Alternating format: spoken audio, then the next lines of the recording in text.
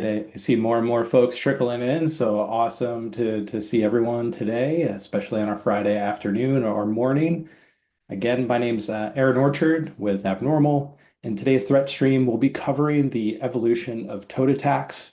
Don't worry if you don't know that acronym, we'll fully walk through it. Despite popular belief, it is not a Mario Kart character like my wife thought it was, but we'll be sure to kind of outline what toad attacks are and really the evolution that we're noticing in platform weaponization and abuse.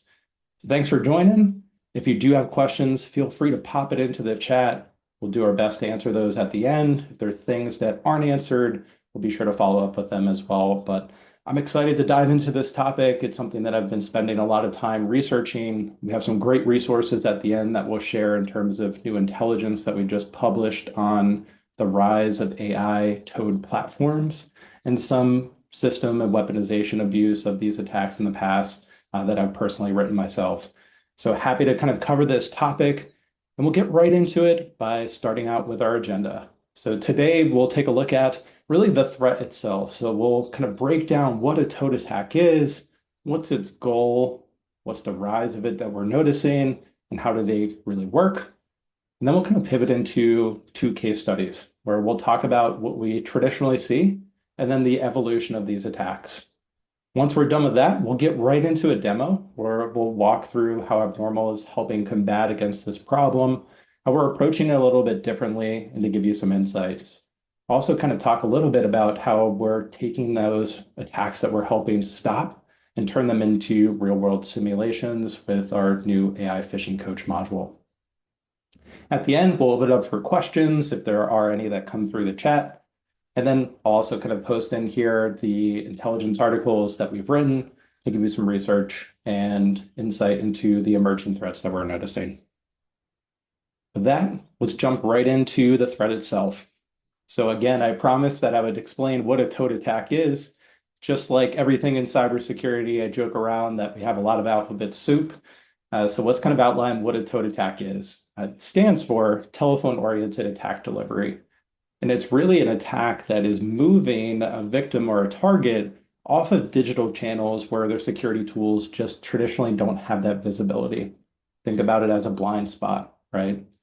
They're traditionally oriented to get that victim or target into a voice conversation where the attacker is exploiting and taking over with social engineering type of techniques. That's really like the definition of a toad attack at large. Let's kind of outline what the techniques are. So like, what are these attackers doing to successfully deliver these messages into environments and why this is such a pervasive problem and the measurement of that problem or the impact, and then fully outlining what those defenses are. So the technique is really email predominant right now. We're seeing some movement of this actually proliferate to Teams messaging and Slack and Zoom as well. So we're starting to see that influx of techniques that attackers are trying, but mainly what we're noticing is malicious emails that are being sent. And not malicious in the traditional sense of malicious links or malicious attachments.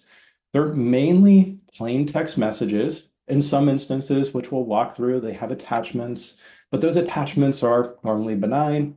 And the key hook here is that they almost always exclusively include a phone number.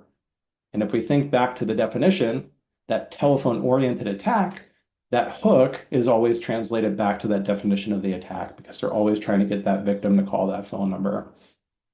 These traditionally bypass email security filters entirely because of the fact that there is really not a lot of maliciousness in the traditional sense of looking for indicators of compromise or looking at kind of bad in the traditional sense.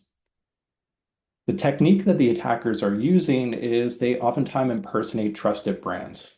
We're going to walk through a few examples, but I can count on my hand how many different variations of this we see on a daily basis. There is, Norton antivirus, McAfee, LifeLock, PayPal, like the list goes on, but oftentimes it's impersonation of a trusted brand and delivered through two different key mechanisms that we'll walk through.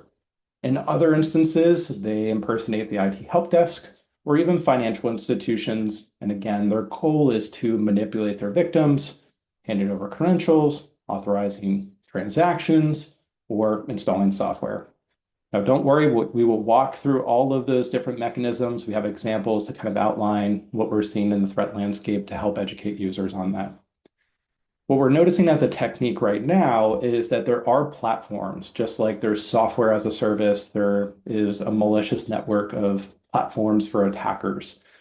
We've been seeing a rise of Toad as a service platform, another really great acronym that we'll probably have to piece together really quick.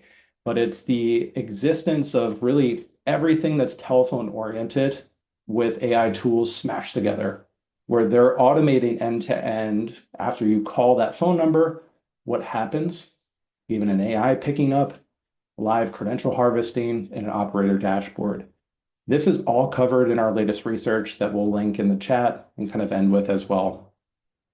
Now, the impact of these particular attacks, what we've been noticing is the really steep rise of these particular attacks bypassing gateway controls, and accounts for around 28% of detections across enterprise environments. And when you think about that stat, while it doesn't appear to be large, it's still a pretty significant number in the context of all email-related threats.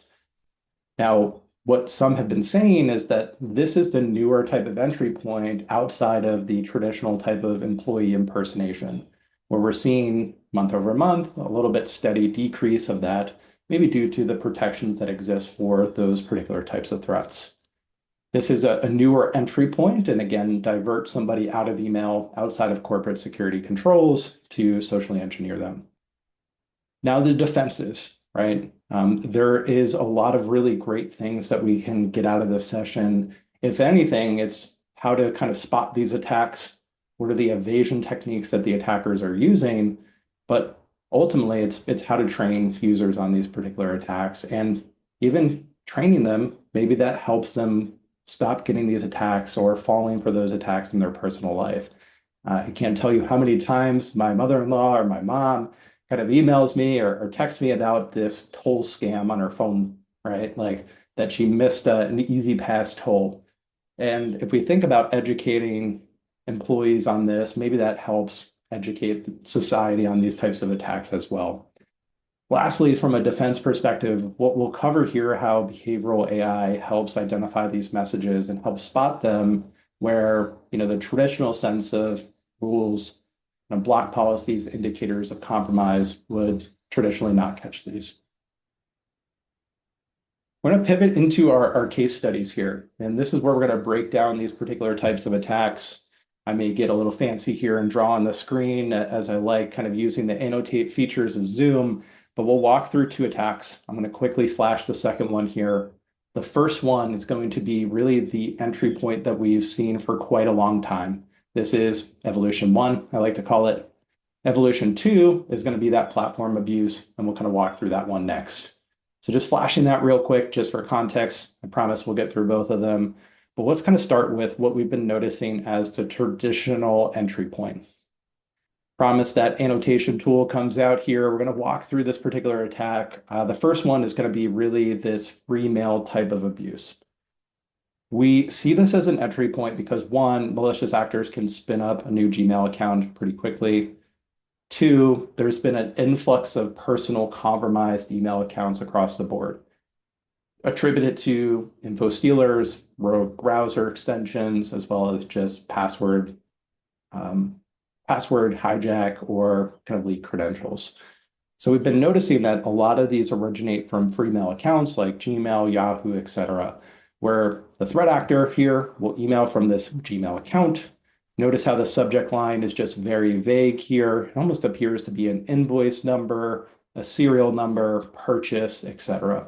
So they intentionally keep it super vague where they're not saying like, hey, call us to get your refund, because they know that there's going to be a lot of scrutiny around subject lines on the body of a message. The beauty about Gmail accounts, as we're all aware, or any kind of free mail accounts, is that they likely pass SPF DKIM DMARC. So from an authentication perspective, when any control upstream sees this message, gets that stamp of approval to say, yep, they are a good sender. They are who they say they are. Unfortunately, this personal email account is not Victoria here. It's a threat actor that's abusing it to send in this payload. What you'll notice is that the body of the message here is intentionally vague or blank in most instances, where the attacker is trying to get your eye to go to this attachment to open. Or they'll put something vague in here. I've even seen just random letters just to kind of throw off detection engines. What the attacker is ultimately trying to get you to do is click on this PDF file. When you open the PDF file, that's where you're going to see that payload. I use air quotes in a way because it's not malicious in the terms of throwing this into a sandbox and it detonating with a piece of malware. It is the payload for the lens of social engineering in these toad attacks.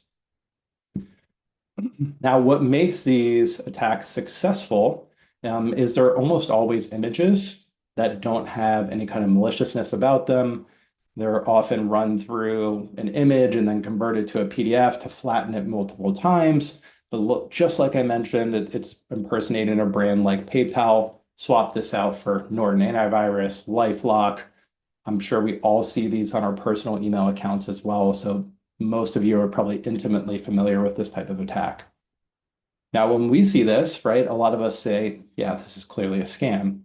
But you have to kind of imagine for a second if this is really landing in an employee's mailbox and it gets the right context, meaning if they know that you leverage Microsoft endpoint, right, or you leverage a particular technology and they get that context right and they target the right person, like somebody that could purchase that renewal or approve a purchase order that might lead them down to that path of success of calling that phone number.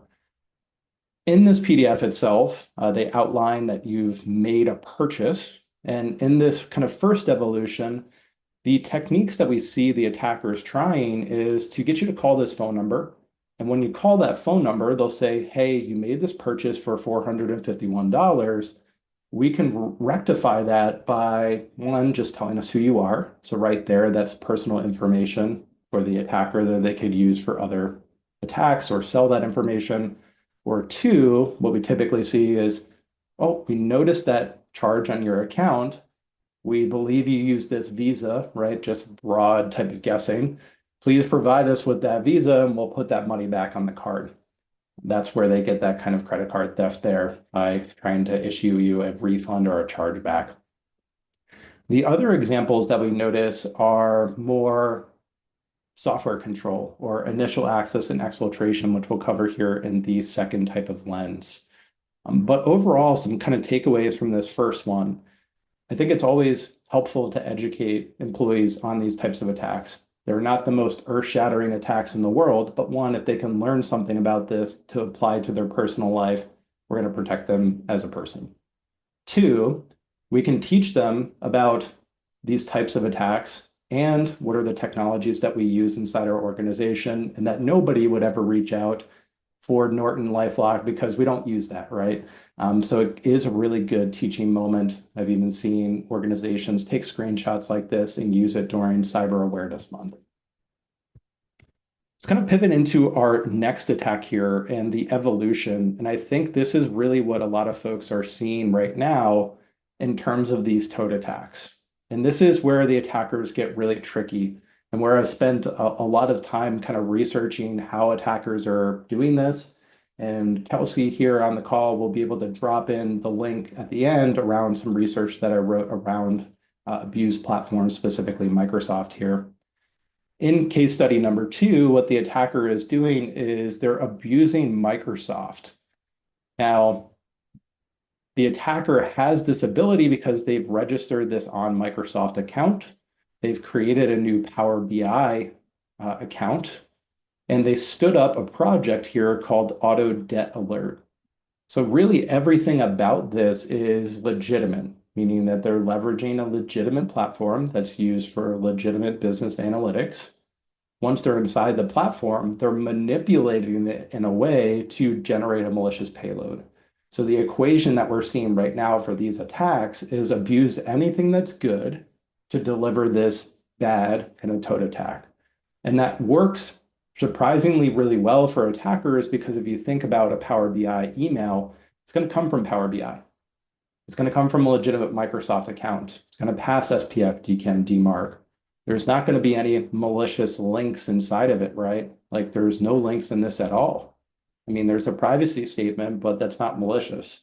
There's no attachments inside of this at all either, right? All they're doing is they're creating this project right here, and they're creating an alert to say you've been set up to subscribe to this project, and the project's name is auto debt alert.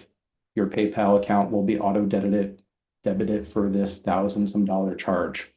So they're manipulating the platform in a way to generate this notification.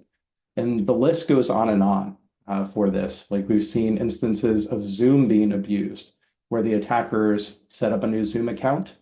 They abuse the functionality of unusual logins when they log into a platform that generates a notification that has this same type of vernacular around these 805 or 803 type of numbers. So it's not just Microsoft, it's really any platform that they can manipulate. We've seen instances of Amazon developer accounts, AWS, as well as ChatGPT, et cetera. Now, what happens in this example, and this is where I really like to focus on the kind of riskiness of these when you look at them, is when you call up these phone numbers, and we've kind of vetted and validated this, the attackers kind of have a network of call centers where they're validating where you're coming in from. So they'll kind of understand, oh, okay, like what email did you get? What is your email? Was this related to PayPal, right? So they're kind of doing that vetting up front. And then they'll route you to a representative that will say, hey, in order to get your refund, we need you to go to this website, which is called paypalconnected.com. It looks just like PayPal, has an 800 number here, but notice how they're asking you to get remote support. So they'll say, in order to get your refund, this works really well with like antivirus type of scams like this. They'll say, we need to remote onto your PC and uninstall it, right? To validate that we can issue that refund back to your credit card or your account. And this is where these attacks get nefarious because attackers can remote on. They're often leveraging different forms of remote access. Most predominant is Screen Connect, but we've seen other instances, and this kind of iterates. So when you're looking at detection opportunities from the endpoint, kind of evaluating these remote access softwares, and if you've seen them or kind of just blocking those in general if they're not being used. A lot of times it is quick support by Microsoft, I believe, as well, that's being abused here as well. Ultimately, it gets the user to kind of share their session, they'll exfiltrate data, kind of run a particular script. The list goes on and on. Overall, this is kind of the evolution that we've been noticing, where these platform abuse techniques have been landing very successfully. It's almost like a cat and mouse game because you go to block these Power BI ones, and then another one kind of pops up. So we've covered so far like what a toad attack is. We've covered these two kind of case studies, kind of showing the evolution of this kind of stage one attack. Let's kind of jump into a demo, kind of show you how Abnormal here approaches this problem, how we approach it a little bit differently. We'll open it up for questions, and then we'll share that research as well.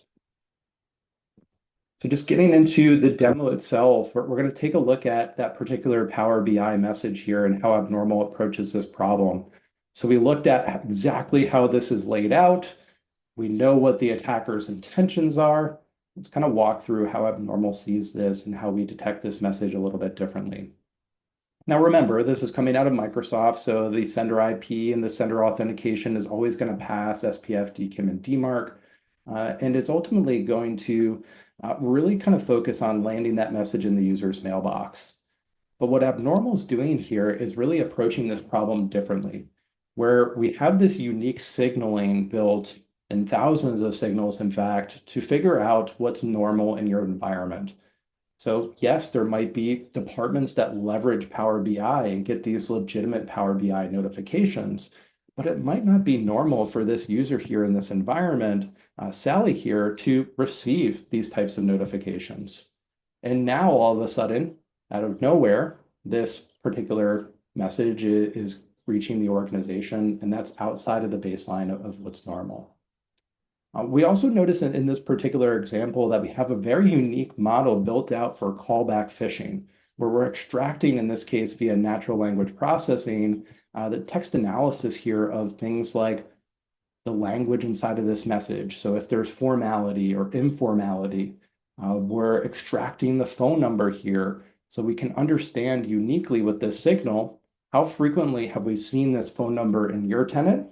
How frequently we've seen this across the abnormal community and the deviations from that as well.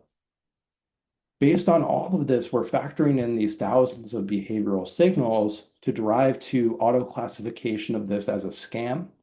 We're able to associate this to particular brands and then give you that full context in terms of what model fired here, how exactly we saw this particular message, giving you the insight to download and preview this, as well as preview the links and anything along the lines that has deemed this message to be suspicious or malicious.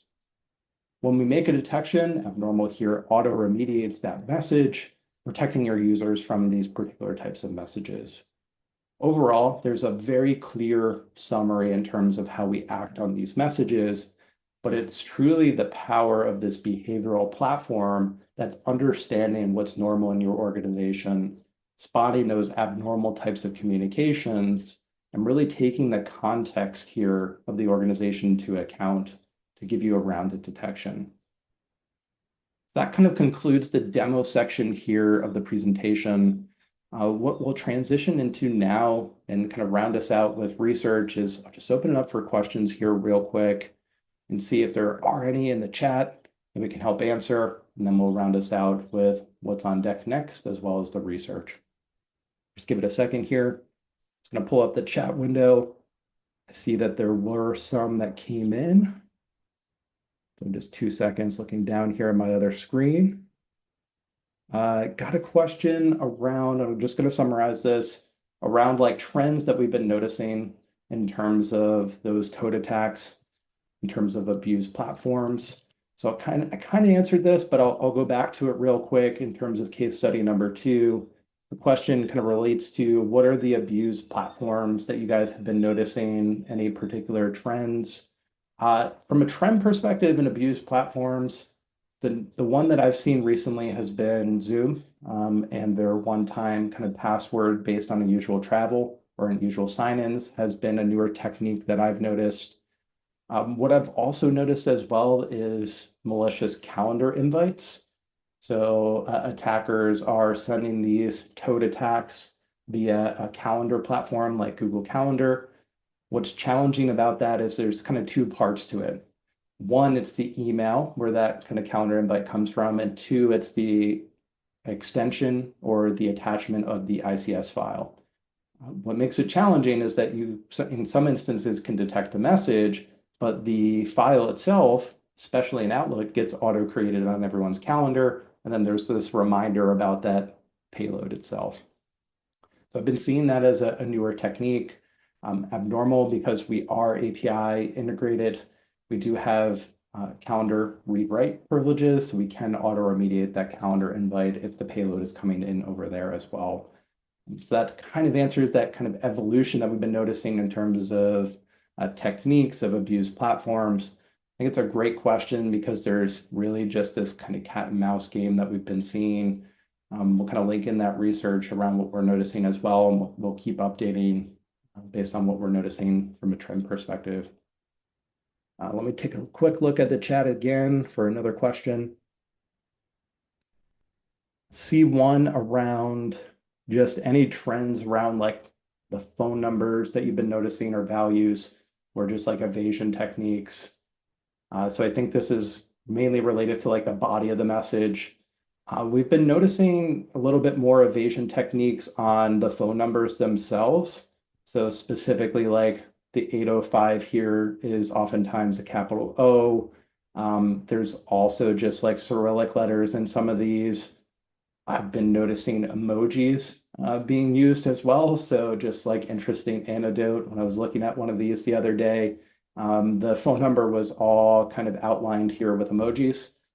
Interesting enough, like Abnormal has some detection models for emojis in the body of the message and like the context of those emojis in relation to the entire message itself. So I found that one interesting. So in terms of, trends, a really summary that I would say there for that question is it's just often evasion techniques. to try to like hide that phone number in case you are writing like a regex rule. With abnormal, we're really taking into context not just the phone number, right, but everything around it, some of the urgency, the tone, where this message is coming from. So we're not limited to just like that phone number in case, there is some kind of evasion techniques that are being used. Awesome. So I think that wraps up all the questions that I saw. Let me kind of advance the slides here real quick.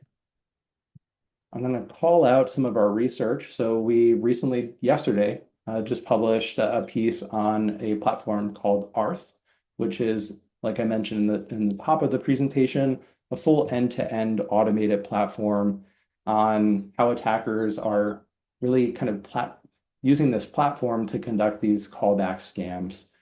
Some of the key findings here are kind of the platform cost. So that appears to be pretty steep, but in terms of payback, we saw one of those examples of $1,000. So if you can get 4 victims, pays for itself. What we found interesting about this is it's all AI. Even the text-to-speech, the scripts, full dashboard capabilities. This report outlines exactly that infrastructure, just to give you some context on some of the emerging threats that we're noticing. Kelsey will also post in another link, a little bit older, but speaks to that platform abuse that we saw with a full breakdown of how attackers are doing that on Entra IDs, renaming Entra organizations to generate system code attacks back to the victims. So we'll paste that into the chat as well. Overall, what's coming up next? I always like to stay up to date in terms of these threat streams. Coming on May 15th will be David, my real close friend here at Abnormal, talking about how lateral phishing hides in plain sight. And then following in June, we have Eric jumping on as well. So please feel free to sign up for those next sessions. And as always, thanks for joining. Hopefully you'll learn something. If you have any questions, please feel free to reach out and always connect with me on LinkedIn if you want to say hi. Thanks again, everyone, and have a great rest of your Friday.